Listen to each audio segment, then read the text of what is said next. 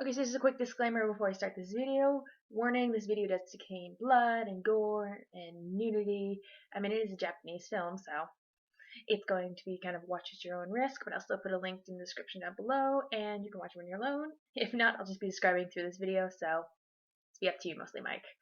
Anyways, I will be doing a psychological analysis of the anime music video Me Me Me.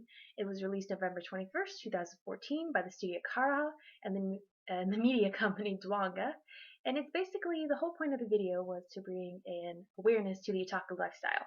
And an otaku just means that it's a Japanese term for someone who's got like these excessive interests and stuff like that. It usually revolves around anime or manga, but it's someone who's so obsessed with something that it completely shut people out from their life. It's a very, very nutshell kind of life. So, alright, and as we open up the video, we are greeted with our first character, known as our ego, our main hero. His name is Shu.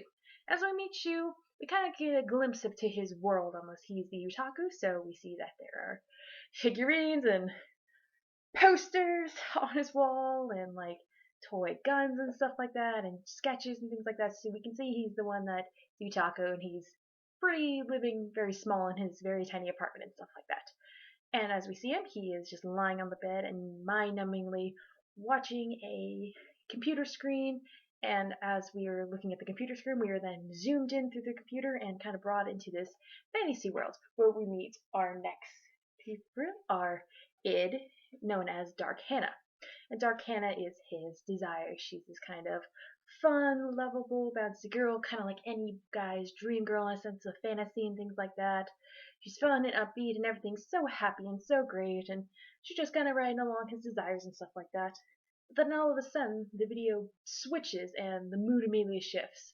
Instead of being this really upbeat music with Hannah, who's like white and blue and pink, she's then switched to this very dark character where it's all black and purple and red, and the music's much darker and stuff like that.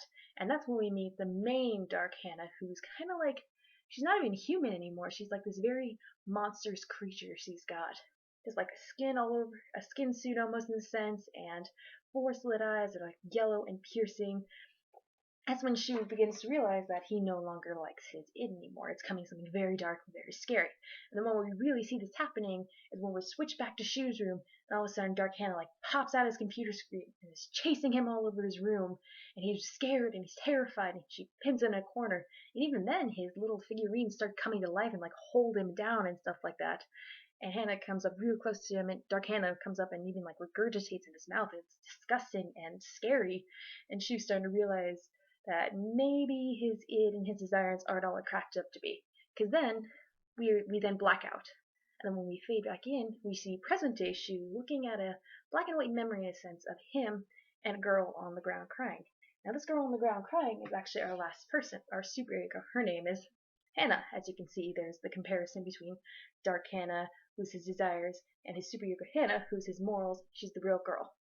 And as we see this memory, it's the day Shu decided that he was going to give up his superego sense and just stick with his id, because she's on the ground crying, she's trying to reach up to him, and Shu almost looks, past Shu I should say, he looks almost bored with it and stuff like that, like he's sighing and rolling his eyes and like has his hands stuffed in his pocket, like he just doesn't care anymore. And so, as the memory is, Shu turns around and he walks away, and Hannah's still crying out, trying to get him to pull him back, trying to keep him there and stuff like that.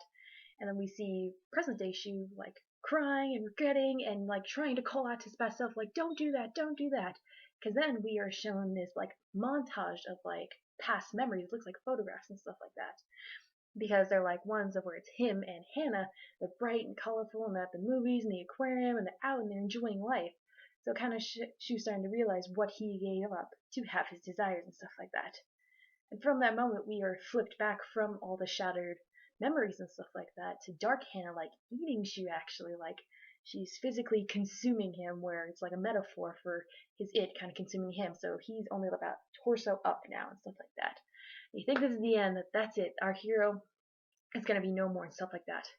However, a Hannah actually comes in as like a figment of imagination, and she comes in and she lays a kiss on the half-eaten Shu and stuff like that. And that sparks something in Shu. It gets the little hope that he had and the realization of what he had in the real world. It comes back to life and stuff like that. And then all the memories start like collecting back together, and he starts thinking and thinking. And then he lets out this cry of frustration that he knows he wants, and he wants it back. He's going to do anything he can get it back. And now from there, he starts to figure out that he needs to fight against his id. His id? Yes, his id. Sorry, I just want to make sure. And from there, we see actually a physical transformation in him. And I guess we can call this, he starts building up his defense mechanism. I can't talk. And this defense mechanism is his ambivalence. And now we see this actually, his ambivalence come in a physical form, because when he's screaming and crying out, his body is regrown, and he gets armor and a gun and stuff like that. So it's like showing a physical defense mechanism that he's building up that he didn't have before when he was just in a t-shirt and shorts and stuff like that and happily going along. Now the reason I say why it's an ambivalence thing is because when he was with Darkhanna at first, he was just full of love. I mean, he's totally in love with her. There was nothing wrong in the world. But then he realizes that he now disgusts this thing. So he's going from an extreme love to something to an extreme hate, an extreme disgust. Like, he doesn't want this anymore. To do that, he needs to fight back. So we see him use this defense mechanism more prominently, as we are then transferred down into this like almost computer wasteland in a sense, where it's a video game. It turns into a first-person shooter game. We're following Zhu's point of view as he's going through and he's going through and he's going through, and he's shooting actually at the Darkhanna, so they're exploding with green slime and everything like that. And so we see him, he is fighting back. He's actually destroying the thing that he loved the most to get the back the thing he needs actually. And we're going through and we're going through, and he's close. He's then, the ground is then transformed and shifted, and he's kind of flying through space. We see Hannah again, and he's reaching out for Hannah. He's trying to grab her, he's trying to hold on to her, but then at the last second, they're ripped away from each other. She is blown away into oblivion and stuff like that, and he's just sitting there defenseless and stuff like that. Now we see Darkhanna, and kind of her little minion Darkhannas in a sense, and they start shooting at you and shooting at you, and he shoots back a couple times, and then you see this kind of fall in his face where he just realizes that he lost Hannah. He lost his super ego. He lost his morals. He lost this thing that tied him to the real world. Like as if there's no more points. So he kind of almost sees his body posture kind of give up as his shoulders fall and his body falls. And then the Hannas just keep shooting at him. And then you see him get penetrated, and he's broken up and stuff like that. And then the Dark Hannas come up and consume him. And they consume him to the point in this time where it's only his head. His head falls onto the ground, and then we have this close-up of him, of just his, like, the side of his face, and then his eye opens, and then it just cuts black. Now the thing about that actually, of where it closes up on his face, is actually really symbolic, because we actually opened up with the video of him, of just exactly that half a face, with just him, his eye, just staring at us. So for the video to end where it kind of began, shows that it had this full circle, but it really never went anywhere. Now looking at the work, it's mostly been Freud stuff, where it's been like the ego, the superego, and the id, and the defense mechanism. Now, if we really want to stick true to Freud and talk about like maybe why Shu couldn't move forward as he did in the video, like he should have, like the hero should have learned his lesson and stuff like that. If we were Freudian and stuff like that, we may argue that it's because she was like in a psychosexual stage, more since probably his oral stage, as there was a very big, how do I say, emphasis on like breasts and stuff like that. Like the girls were naked. I mean, it was one of the things that was completely exposed, something I was very zoomed up on in both the fantasy and then the, like when it turns to the wasteland and stuff like that. Like this was a really big embodiment. However, I personally feel like Freud focused too much on the sexual stuff with this and like the Oedipus complex, but I don't think it's real. I think it's kind of baloney, I'm not gonna lie. So instead of actually what is Freud, I actually think it's something else of the psychological happening of why Shu couldn't move forward. I think it was actually Maslow's hierarchy of needs. I think it was following this pyramid of the needs where Shu went through his cycle as a hero, but I could see where he had his downfall.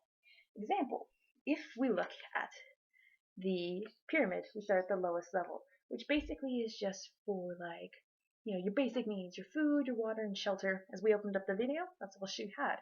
He was very comfortable in this very closed-off life and stuff like that. And as we moved up to safety, he was doing pretty good with safety. I mean, he was just enjoying the fantasy land he had. But then once it changed, and once it switched all of a sudden, and it became dark and his safety was threatened, he realized he needed something more to get his safety back. He needed love and belonging. He needed Hannah. He needed his morals. He needed the real reason he was living and out there and stuff like that. And because of that, he had his self-esteem. He got his defense. He built up his esteem. He built up his confidence, his ability to say, I can go out there. I can fight. I can get her back and stuff like that. However, I think it was reaching the self-actualization level that where she really failed and stuff like that. Self-actualization is the ability to notice fake people and stuff like that. Like you have the awareness. It is your internal ability to that is a bad person. I should stay away from them. This is a good person. I should stay with them, kind of thing. However, though she was kind of realizing there's the bad and the good, I feel like when he lost Hannah and he made eye contact with Dark Hannah and stuff like that, and she looked so much like his Hannah and stuff like that, I think at that moment he realized he couldn't still tell the difference anymore and stuff like that. Like he lost his Hannah, and this was the closest thing he had to her, so he might as well just stay with what he knew, and that caused him to slide right back down to the pyramid and start at the bottom.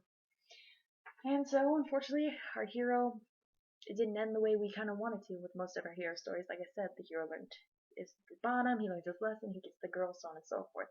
But because he couldn't realize it, kind of brings a realistic aspect to this, though. That is life. I mean, it's not always going to be black and white. There's going to be hardships. And who knows, maybe Shu in the future could, as a character, break from this cycle. Maybe he needs different defense mechanisms. Maybe he's going to need to go through his hierarchy of needs again. It's all something we can tell. But as for that, this is going to be the end of the video. I hope you enjoyed it, and I will be seeing you Thursday. Bye!